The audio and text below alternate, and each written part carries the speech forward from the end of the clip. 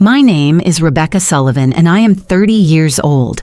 I thought I had a perfect setup working as a social media marketer while renting a nice apartment from my parents for $800 a month. I had been saving for my own place, building my future brick by brick. Then one morning at 7 a.m., my unemployed sister Claire showed up with her suitcases at my door. Before I could process what was happening, my mom called to inform me that my sister would be moving in with me and they were doubling my rent to $1,600 a month. My carefully constructed life was collapsing before my eyes. If you are watching this video, drop a comment letting me know where you are from and hit that like and subscribe button if you have ever had family members take advantage of your kindness. Now let me tell you how this nightmare unfolded in Seattle, Washington. Before everything went sideways, I had a life I was genuinely proud of. As a social media marketer at Digital Pulse, a growing marketing agency in downtown Seattle, I had carved out a comfortable niche for myself. Our office was this sleek, modern space with glass partitions, collaborative workstations, and a break room stocked with everything from espresso to kombucha. My desk faced a wall of windows overlooking the city, giving me both inspiration and a sense of accomplishment every morning. My salary was decent enough to cover my expenses and still put away 20% each month toward my future home fund, which now stood at $15,000. I had been at the company for 4 years and had recently been put in charge of our biggest client, a national fitness chain looking to revamp their entire online presence. My boss, Deborah Walsh, had hinted that a promotion was on the horizon if the campaign performed well, which would bump my salary up by at least 15%. The apartment I rented from my parents was my sanctuary.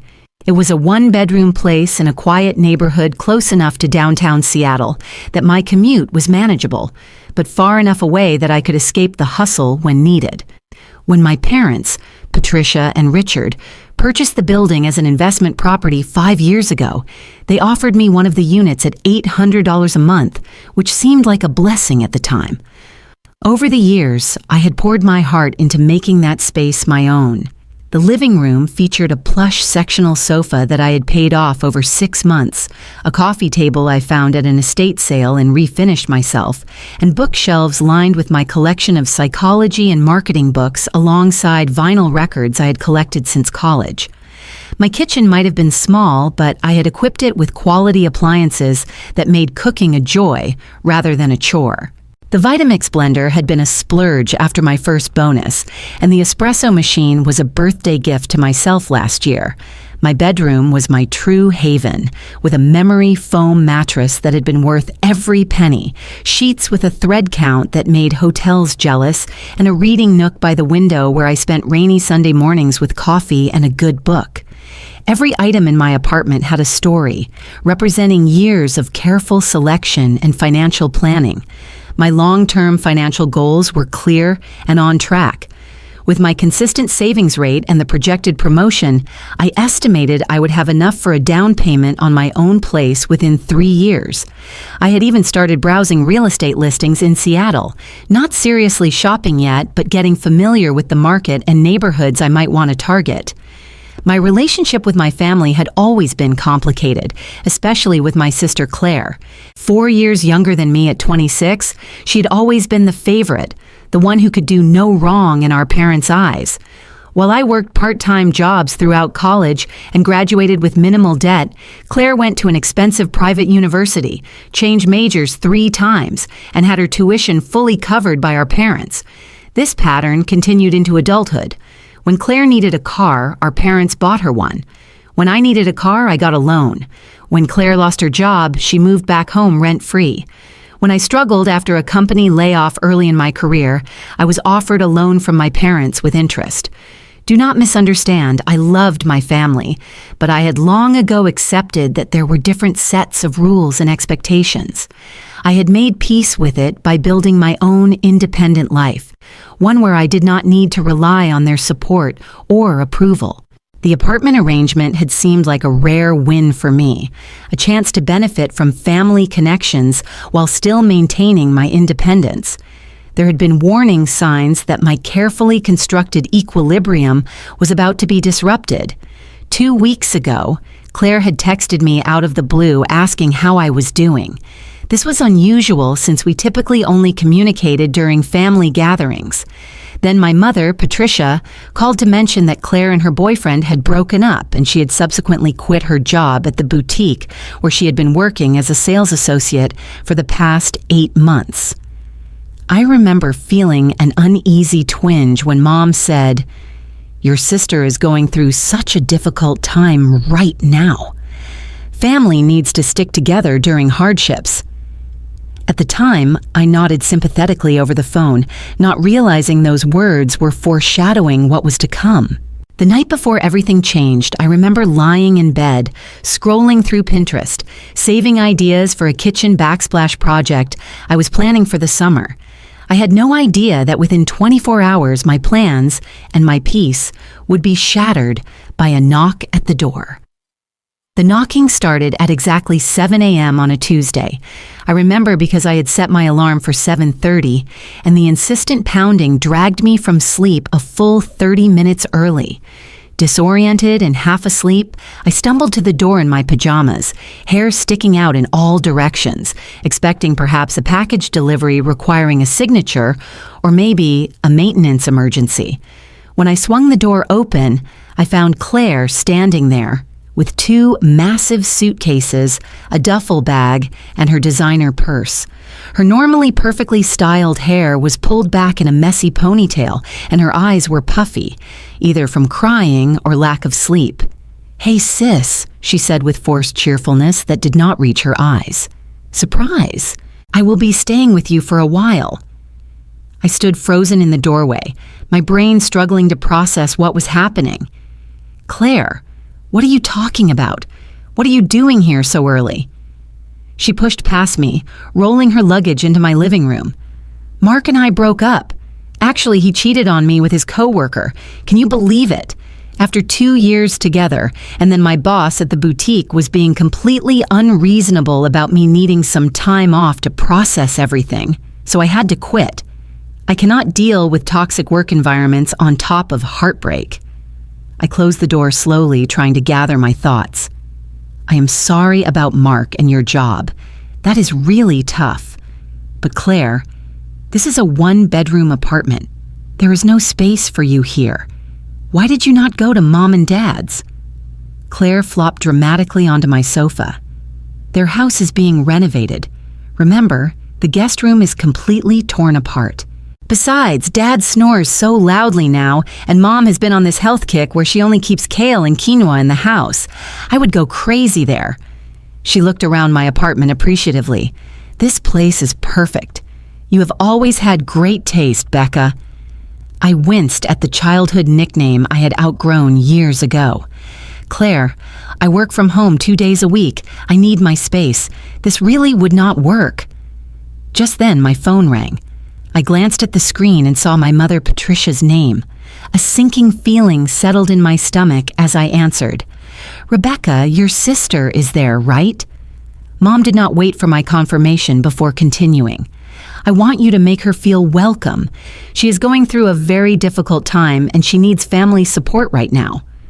"Mom, I understand she is having a hard time, but my apartment is too small for 2 people. Maybe we could help her find a place of her own, or she could stay with Madeline," I suggested, referring to Claire's longtime friend who had a 2-bedroom apartment.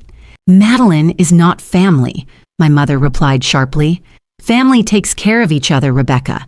Your sister needs you right now. This is not the time to be selfish." I took a deep breath, moving to my kitchen so Claire would not overhear. "It is not about being selfish, Mom. There is literally no space here. I do not have an extra bedroom." "She can sleep on the couch," Mom countered. "It is temporary until she gets back on her feet." The tone in my mother's voice made it clear this was not a suggestion, but an expectation. "How temporary are we talking about?" I asked, watching as Claire began unpacking her toiletries and arranging them on my coffee table. "As long as she needs," Mom replied vaguely. "Now stop being difficult. I raised you better than this. Do I need to get your father involved?" The threat was implicit. My father, Richard, would take an even harder line than my mother, and any protest from me would be labeled as ungrateful and selfish. I had been through this routine enough times to know the script. Fine, I conceded, defeat weighing heavily in my voice. She can stay for now, but we need to figure out a more permanent solution soon. That is my good girl, Mom said, instantly warm again. Call me if you need anything. Love you both.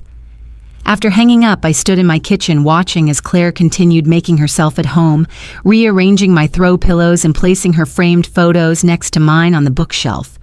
A wave of invasion washed over me, but I swallowed it down.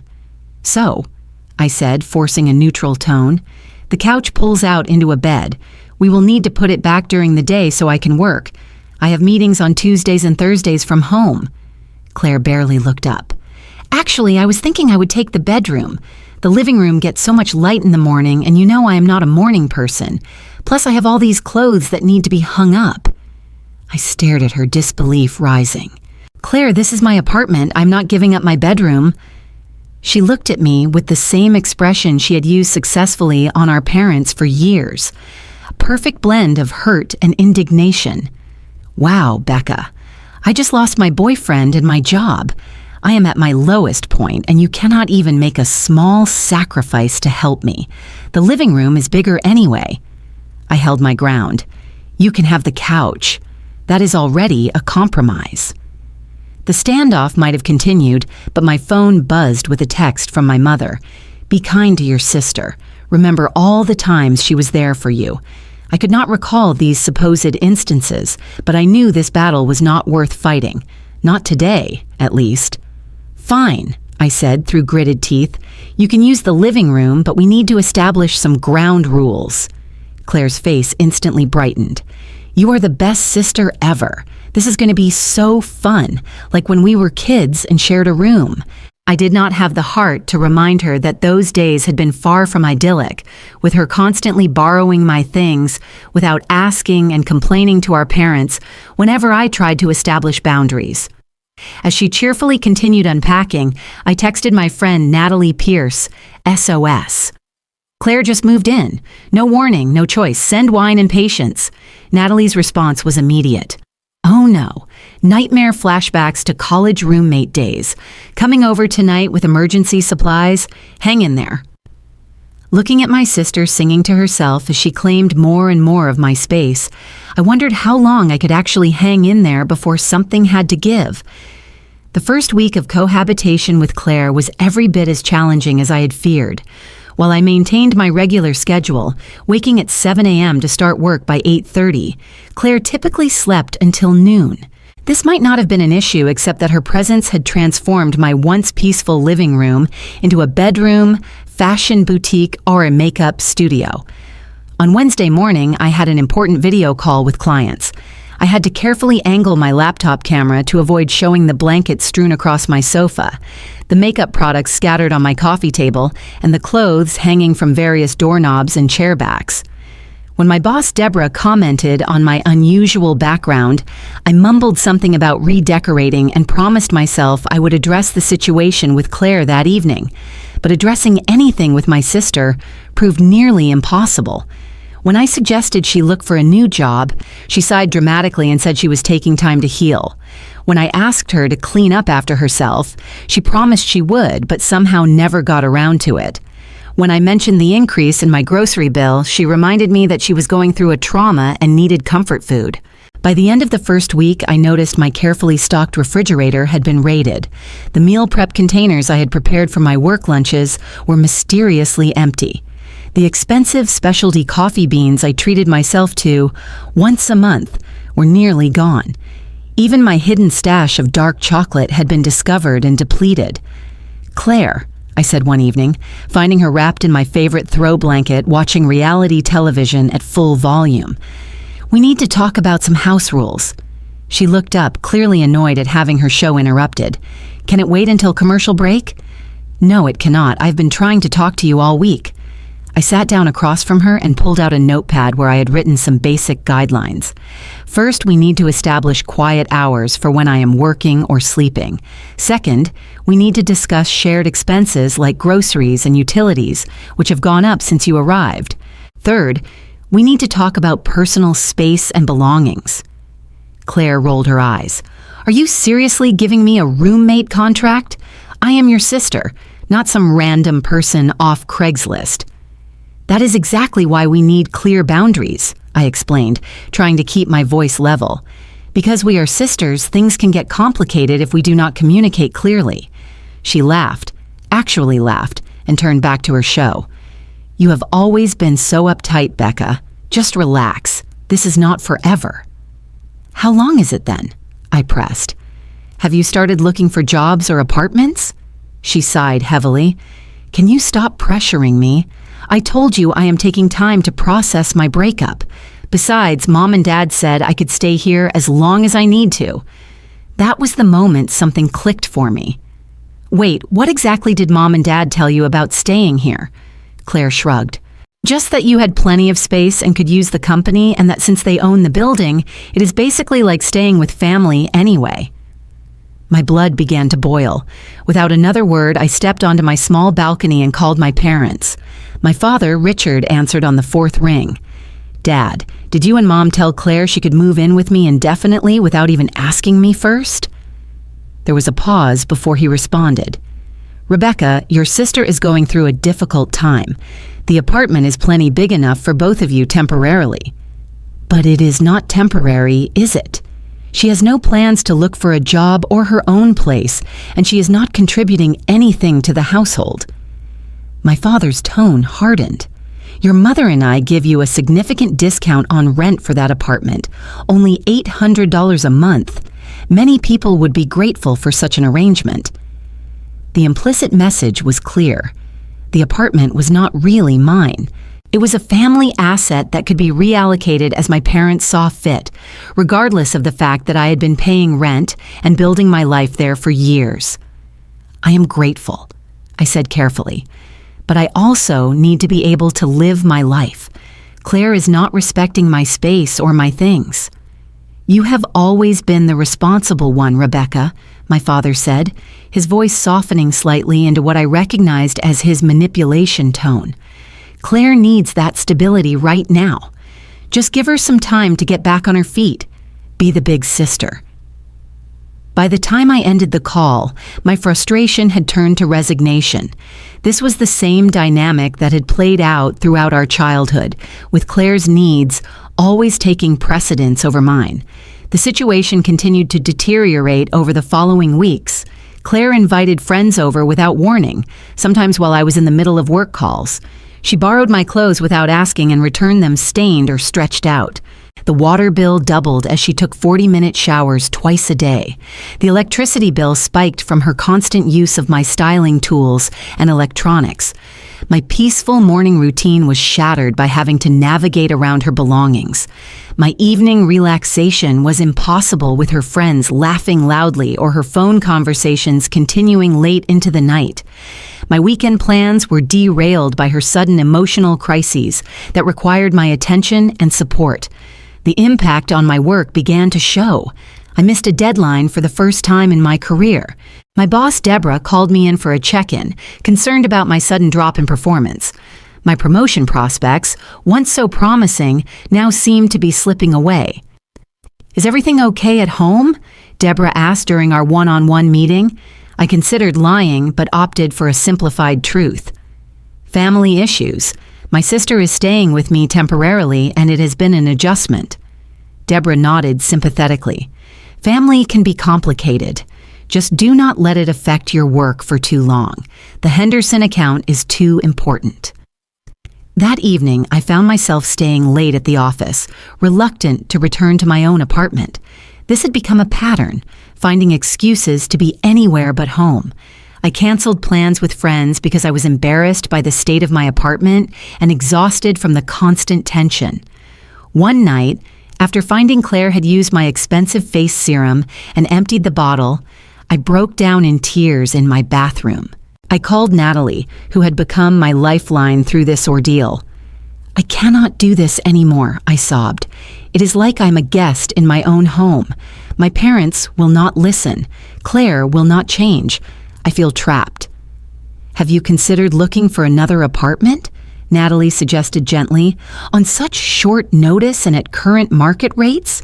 My parents charge me about 30% below market for this place. I cannot afford something comparable on my own." "Maybe not comparable," Natalie acknowledged, "but something that is yours where you make the rules. Is your sanity worth the price difference?" As I looked around at my once peaceful sanctuary, now overtaken by Claire's presence, I realized Natalie might be right. But before I could seriously consider that option, things would take an even more dramatic turn. Exactly 1 month after Claire moved in, I received a call from my father while I was at work. His tone was unusually formal, almost businesslike. "Rebecca, your mother and I would like to have a family discussion this evening. It is important that both you and Claire are present. We will come by around 7 p.m. A sense of dread settled in my stomach. "What is this about, Dad?"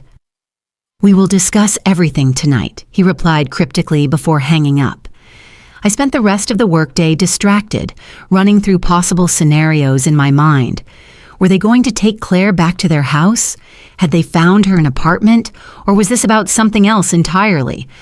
By the time I arrived home, Claire had tidied up the apartment, a first since her arrival. She seemed unusually quiet and kept checking her phone. "Do you know what this meeting is about?" I asked, suspicion growing. She shrugged, not meeting my eyes. "Not really. Dad just said they wanted to talk to us both."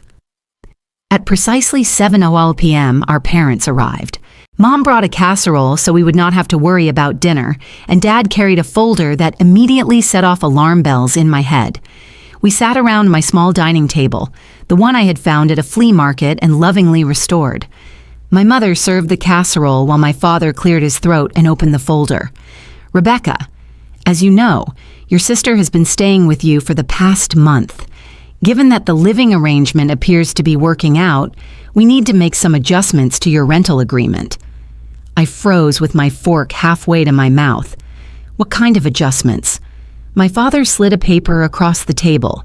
"We will need to increase your rent starting next month. The new amount will be $1,800 a month." I nearly choked. "Double? Why would you double my rent?" "Well, there are 2 people living in the apartment now," my mother chimed in as if this explained everything. "That means twice the utilities, twice the wear and tear on the property."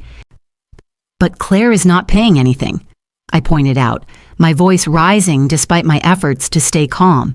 "She does not have a job." "Which is exactly why we need to adjust your rent," my father explained with the patient tone he used when he thought I was being obtuse. "We need to cover the additional expenses Claire incurs while she is getting back on her feet."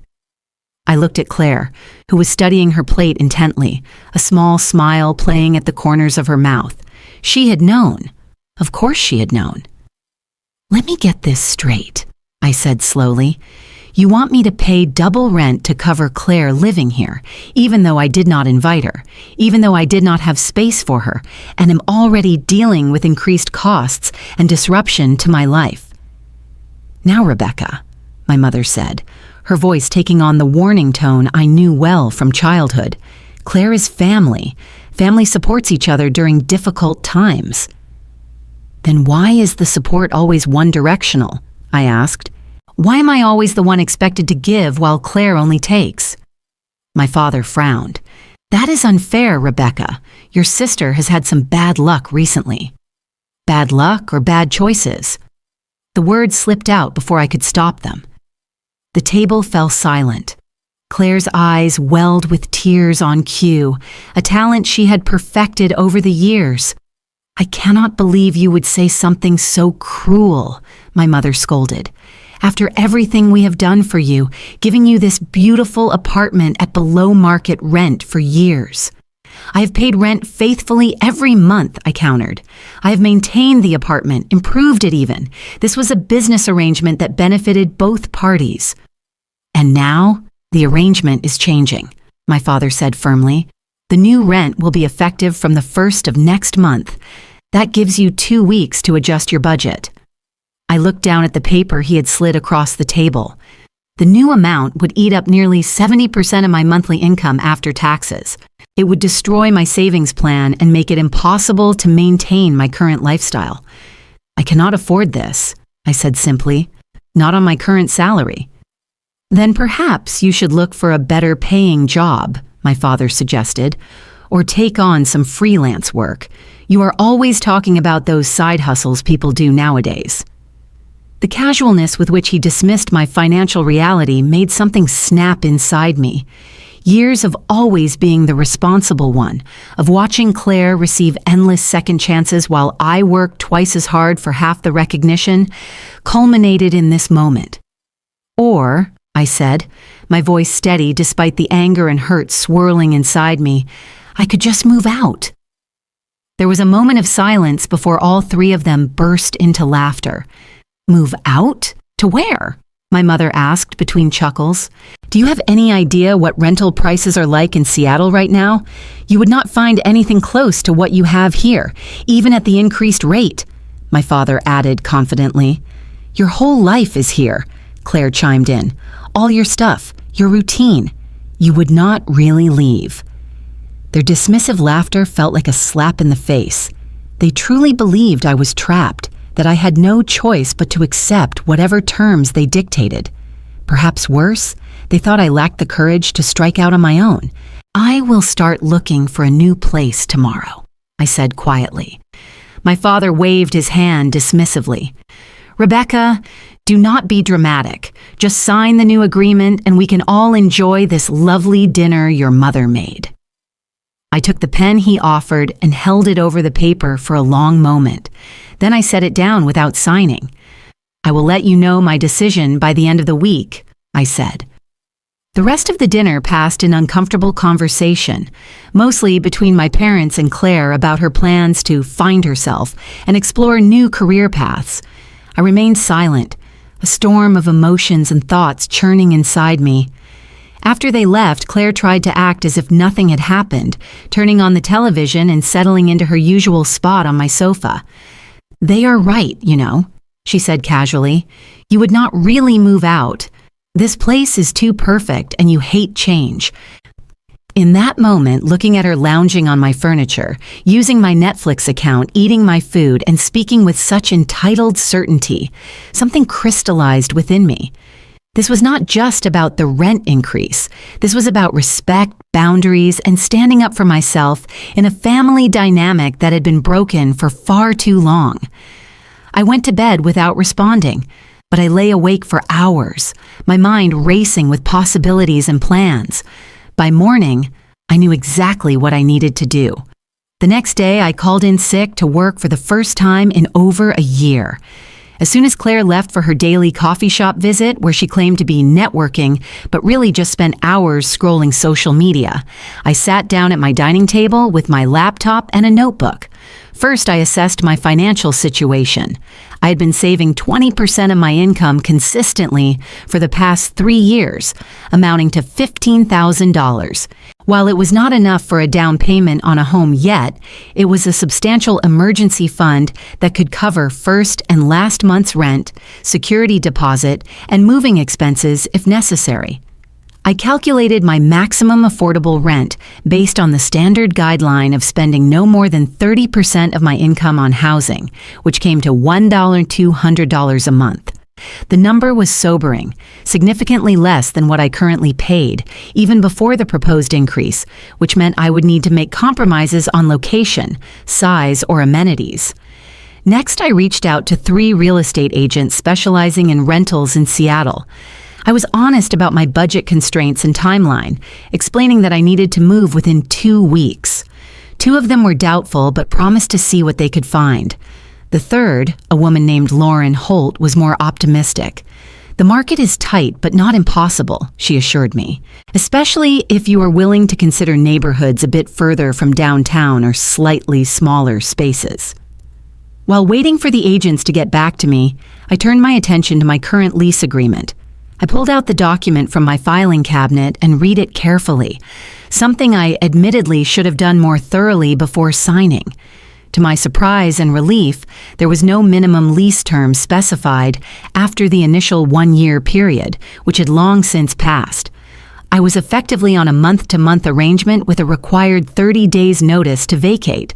More importantly, there was no clause about the furniture or fixtures in the apartment. Everything I had purchased over the years was legally mine to take, from the sofa to the refrigerator. My parents had provided only the basic built-in appliances like the stove and dishwasher. Still, I wanted to be certain. I texted Natalie, whose brother Benjamin was a real estate attorney. "Can you ask Benjamin a hypothetical legal question about tenant rights and furniture ownership?" Natalie called me back 20 minutes later.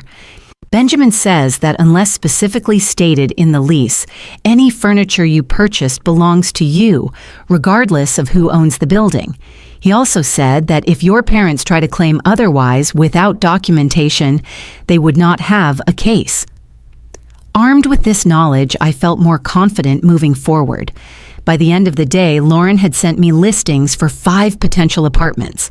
All were smaller than my current place, and none had the same charm or character, but they were within my $1,200 budget and available immediately. The following day, I took another personal day and toured all 5 properties. The first 3 were non-starters, either in poor condition or in locations that would make my commute unbearable. The 4th had potential but was at the absolute top of my budget with no room for negotiation. The 5th apartment was the smallest at just 450 square feet, but it had been recently renovated with new flooring and appliances. It was in a secure building with on-site laundry, and though it was 15 minutes further from my office, it was near a direct bus line. Most importantly, the landlord was willing to work with my tight timeline and offered a slight discount on the security deposit if I could move in within 10 days. I signed the lease on the spot, putting down a deposit with my credit card and scheduling a final walkthrough for the following week. As I left the building, I felt a strange mixture of anxiety and exhilaration. I had just committed to a complete upheaval of my life in the span of 48 hours. Back at my soon-to-be former apartment, I began planning the logistics of the move. I created a detailed inventory of everything I owned, separating items into categories: must take, could sell, could donate.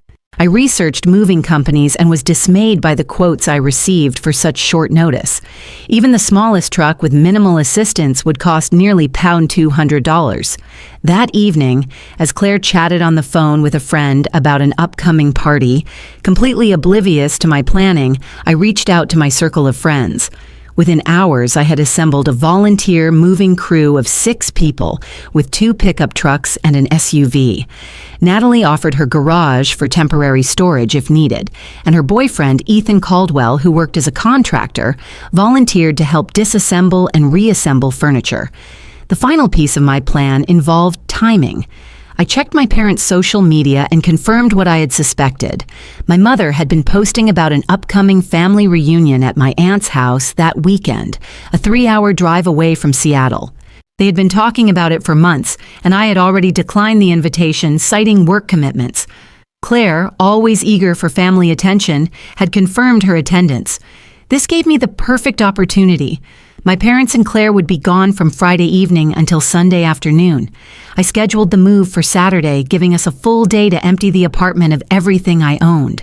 As the plan came together, I felt a growing sense of resolve. This was not just about escaping an unfair financial situation.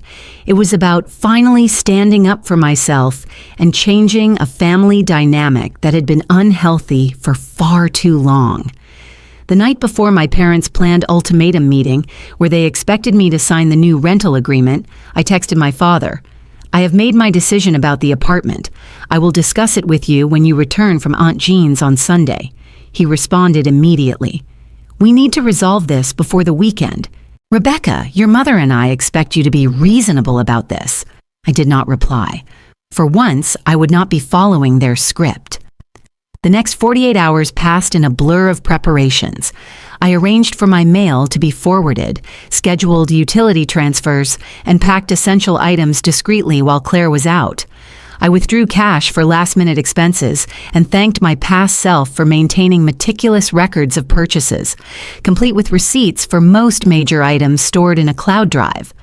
By Friday evening, as I watched Claire pack an overnight bag for the family reunion, I felt an odd sense of calm. She had no idea that when she returned, the apartment would be transformed, and with it, our relationship. "Are you sure you will not come?" she asked as she headed out the door. "Mom says Aunt Jean really wants to see you." "I have too much work to catch up on," I replied truthfully, though not for the reasons she assumed. "Have a good time." As her rideshare pulled away, I looked around the apartment that had been my home for 5 years. By this time tomorrow, it would look very different, and so would my life. Saturday morning dawned clear and bright, as if the universe was approving of my decision. I had barely slept, a combination of anxiety and adrenaline keeping me alert through the night. By 6:01 a.m., I was already sorting through the final items in my closet when my phone buzzed with a text from Natalie. "Operation Independence Day is a go. Troops arriving at 0800 hours." I smiled at her attempt to lighten the mood with military jargon. By 7:30, I had dismantled my bed frame and was working on emptying my dresser when the first knock came at the door. Natalie arrived with coffee and bagels, followed closely by her boyfriend Ethan with his toolkit. Within the hour, the rest of my volunteer crew had assembled. "Okay, everyone," I said, trying to keep my voice steady despite the emotion threatening to overwhelm me. "Thank you all so much for helping today. The plan is to have everything out by 4 p.m. The big furniture goes first, then boxes, then all the small loose items." We worked with surprising efficiency. Ethan and his friend took charge of disassembling the larger furniture pieces, while Natalie and 2 other friends formed a box brigade from the apartment to the vehicles. I moved between groups, directing traffic and making decisions about what went where. By noon, my bedroom was completely empty. The kitchen was half-packed, and the living room furniture was ready for transport. We broke for a quick lunch of delivered sandwiches, everyone sitting on the floor in a circle since all the seating had been removed. "How are you feeling?" Natalie asked quietly while the others chatted. I considered the question carefully. Sad, angry, relieved, proud, all of it at once. She squeezed my hand. "You are doing the right thing. This is long overdue." The afternoon continued at the same pace. We made 3 trips to my new apartment, carefully arranging furniture and stacking boxes in the much smaller 450-square-foot space. My new landlord seemed surprised by the efficiency of our operation, but was impressed by our organization. "Most move-ins I see are complete chaos," he commented as he helped hold a door open for us. "You folks have a system." By 3:30, we were down to the final items. The apartment that had been so carefully furnished now stood eerily empty. The built-in appliances remained, along with the window blinds that had come with the place. Everything else, from the shower curtain to the light bulbs and the lamps, was mine and had been packed away. I did a final walkthrough, making sure I had not forgotten anything in cabinets or closets.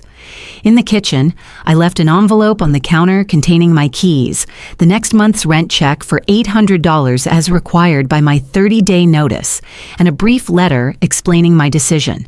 The letter was factual and unemotional, simply stating that I was exercising my right to terminate the rental agreement with proper notice, and that I had taken only the possessions that belonged to me. As I stood in the empty living room for the last time, Natalie put her arm around my shoulders. "Ready?" she asked gently. I nodded, unable to speak past the lump in my throat. With one final look, I closed and locked the door behind me. The reaction came sooner than I expected. We had just finished the final trip to my new apartment and were celebrating with pizza and beer when my phone exploded with notifications. First came a series of texts from Claire. "What the hell, Rebecca? Where is all the furniture? Where am I supposed to sleep? Mom and Dad are furious." Then came the phone calls. My mother first, then my father, then my mother again. I let them all go to voicemail, needing time to compose myself before the confrontation. When I finally listened to the messages, my mother's voice was nearly hysterical. "Rebecca Elizabeth, what have you done? We came home to find the apartment completely empty. Is this some kind of joke? Call me immediately." My father's message was colder, more threatening. "This is completely unacceptable behavior, Rebecca. That furniture belongs in the apartment. You have violated your lease agreement. Call me back now before I have to take legal action." I waited until my friends had left, thanking them profusely for their help, before I finally called my father back. His voice was tight with barely controlled anger when he answered. "Explain yourself," he demanded without preamble. I took a deep breath, centering myself. "I decided to move out as I told you I might. I gave proper notice as required by the lease, paid the final month's rent, and took my belongings with me." "Your belongings?" he sputtered. "That furniture belongs in the apartment." "Actually, no," I replied calmly. "Every piece of furniture in that apartment was purchased by me with my own money. I have receipts for everything if you would like to see them. The lease makes no mention of any furnishings provided by the landlord, which would be you and Mom." There was a moment of stunned silence before he recovered. "This is not about legalities, Rebecca. This is about your sister having nowhere to sleep tonight. The apartment is completely empty. There are air mattresses at Target for under $50, I suggested. Or she could stay at your house. The guest room renovations must be finished by now, right?" Another silence, longer this time. I realized with sudden clarity that there probably had never been any renovations. It had been an excuse, nothing more. "Where are you?" he finally asked. "I have a new apartment," I said, not volunteering the address. "It is smaller, but it is mine." "This is not over," he warned. "Your mother is beside herself. Claire is crying. Is that what you wanted? To hurt your family?" The guilt trip almost worked. Almost, but I held firm. "What I wanted was to be treated with respect," I replied evenly. "What I wanted was for my boundaries to be acknowledged. What I wanted was to not have my kindness taken for granted." "So this is some kind of childish tantrum because we asked you to help your sister?" "No, Dad. This is me making a choice about my own life. I paid rent for the final 30 days as required. Claire can stay there if she wants, but she will need to get her own furniture." I heard my mother's voice in the background demanding the phone. There was a rustling sound, and then her tear-filled voice came through. "How could you do this to your sister, to us, after everything we have done for you?" "Mom," I said gently, "I have done nothing wrong. I simply moved out of an apartment that was no longer working for me, taking my own possessions with me. But where is Claire supposed to sleep? There is nothing left. The same place she would have slept if I had never lived there in the first place. The apartment was unfurnished when I moved in." That simple fact seemed to stop her short. There was a long pause before she spoke again, her voice different now. "You really moved everything out in one day?" "Yes." "And you have a new place already? You planned all this?" "Yes." Another pause. "I never thought you would actually leave." There was something in her tone, not quite respect, but perhaps the beginnings of it. A recognition that I was not the same pushover they had always assumed me to be. The conversation ended shortly after, with vague threats about discussions to come and decisions to be made. I hung up, feeling drained but strangely peaceful. For the first time in my adult life, I had drawn a line and held it, despite the emotional manipulation and guilt trips that had always worked in the past. Later that evening, I received a surprising text from my father. "The apartment looks different, empty. I had forgotten what it looked like before you moved in. We will talk more tomorrow." It was not an apology, not even close, but it was an acknowledgement, and for now, that was enough. In the weeks that followed my dramatic departure, I adjusted to life in my new 450-square-foot apartment. The space was indeed much smaller, requiring creative organization and some difficult decisions about which possessions to keep.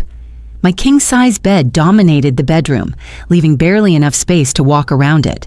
My beloved sectional sofa had to be split into its component pieces to fit the living area.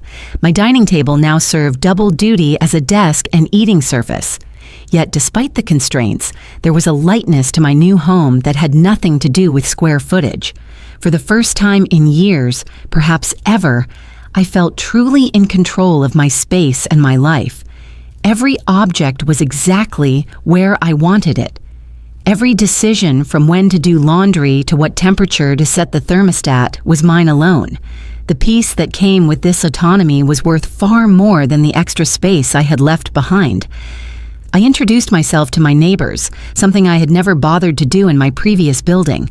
To my delight, the woman across the hall was a graphic designer who worked from home and invited me to join her for coffee on our shared rooftop garden. The older gentleman next door offered to water my plants when I traveled for work. Gradually, I built a small community in my new building, creating connections that felt genuine and supportive. Meanwhile, the situation with my family evolved in unexpected ways. Claire, faced with an empty apartment and no one to cater to her needs, found herself forced to make changes. According to my mother's reluctant updates, she had taken a part-time job at a local boutique, similar to her previous position. It was not much, but it was a start toward financial independence. My parents, after the initial shock and anger subsided, seemed to be going through a period of reflection.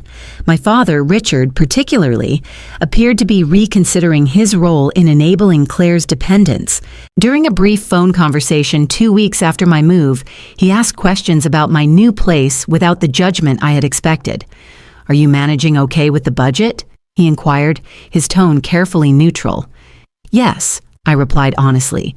"It is tighter than before, but I am making it work. The location is actually better for my commute, which saves on transportation costs." "That is good," he said awkwardly. "Your mother and I have been talking about Claire, about some patterns we might have encouraged over the years." It was as close to an acknowledgement of their favoritism as I had ever heard, and while it was not an apology, it felt like progress. My relationship with my mother, Patricia, remained strained. She continued to see my actions as a betrayal of family loyalty rather than a necessary step toward healthy boundaries. Our conversations were short and superficial, focusing on weather and work rather than the emotional elephant in the room. Claire, surprisingly, was the first to reach out in a meaningful way. A month after my departure, she texted asking if we could meet for coffee. I agreed, curious about what she wanted but determined to maintain my boundaries. We met at a neutral cafe halfway between our respective homes in Seattle. She looked different somehow, with less makeup and simpler clothes than her usual stylish outfits. "So," she said after we had ordered our drinks, "your new place is good?" "It is," I confirmed. "Different, but good." She nodded, fidgeting with her napkin. "I did not think you would really leave. None of us did." "I know. It was kind of badass, actually," she admitted with a small smile. "The look on Dad's face when we walked into that empty apartment. I wish I had taken a picture." Despite myself, I laughed. "It was not about revenge, you know." "I know that now." She looked down at her coffee. "I have been thinking a lot about stuff, about how I have always expected people to take care of me, how I never really had to face consequences because someone always bailed me out." I remained silent, letting her continue at her own pace. "When you left, it was like suddenly I had to figure things out. Mom and Dad brought over an air mattress, but it was uncomfortable and I hated it. So I got a job to buy my own bed. And once I started working again, I realized I actually like having my own money, not having to ask for everything." "That is great, Claire," I said, genuinely pleased for her. "I'm still staying at the apartment," she added quickly, "but I am paying rent now. Not much, but something. And I am looking for a roommate situation for when the lease ends." We talked for nearly 2 hours, longer than we had spoken in years. For the first time, it felt like a conversation between equals, rather than the familiar dynamic of her taking and me giving. As we parted, she hugged me awkwardly. "I am sorry," she whispered, "for being such a terrible sister." "You were not terrible," I corrected her. "We just had unhealthy patterns, all of us." The healing process with my family continued slowly over the following months. There were setbacks and difficult conversations, moments when old patterns threatened to reassert themselves. My mother still occasionally tried to make me feel guilty for abandoning Claire. My father still sometimes slipped into his authoritative role, dispensing unwanted advice about my finances or career, but something fundamental had changed. They could no longer assume my compliance or take my support for granted. Each interaction required mutual respect, or it simply did not happen. I declined invitations that felt like obligations and accepted only those that felt genuine. I offered help when I could do so without resentment and said no when I could not. 6 months after my move, we gathered for Thanksgiving at my parents' house. The atmosphere was different, tentative, but not unpleasant. Claire brought a dessert she had baked herself. I brought a bottle of wine I could genuinely afford. My father carved the turkey with less ceremony than usual, and my mother asked about my new neighbors with what seemed like genuine interest. As we ate, I looked around the table at these people who had shaped me in both positive and negative ways. I felt neither the resentment that had driven me away, nor the desperate need for approval that had kept me compliant for so long. Instead, I felt a calm acceptance, a recognition that we were all flawed individuals doing our best with the emotional tools we had. The greatest lesson I learned through this experience was not about furniture or apartments or even money. It was about the difference between love and enabling, between generosity and being taken advantage of. I learned that sometimes the most loving thing you can do, both for yourself and others, is to set clear boundaries and hold them firm, even when it is painful. I also discovered the value of true independence, not just financial, but emotional. The security of knowing I could stand on my own, make difficult decisions, and navigate their consequences gave me a confidence that permeated every aspect of my life. My work improved, my friendships deepened, and my sense of self strengthened. Today, 1 year after that dramatic moving day, I sit in my small but cherished 450 square foot apartment, surrounded by the same furniture that once filled a larger space, but now feels perfectly right for where I am. I have added new pieces, chosen specifically for this home, and let go of others that no longer served me. In many ways, that is what the entire experience taught me about life. We hold on to relationships, patterns, and expectations that once fit but may have become uncomfortable or constraining. Having the courage to assess what truly serves us, to keep what nurtures our growth, and release what restricts it, is perhaps the most important skill we can develop. If you have ever found yourself in a situation where your kindness was mistaken for weakness, where your boundaries were repeatedly crossed, or where you felt trapped by others' expectations, know that you have the right and the power to change that dynamic.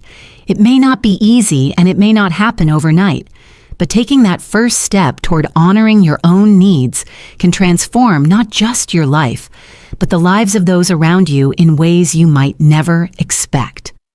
Have you ever had to make a difficult decision that ultimately led to a healthier relationship with family members? Or have you found yourself in a situation similar to mine? Share your experiences in the comments below. And if this story resonated with you, please like, subscribe, and share it with someone who might need to hear that it is okay to stand up for themselves. Thank you for listening to my journey. And remember, sometimes the most loving thing you can do is to love yourself enough to say no.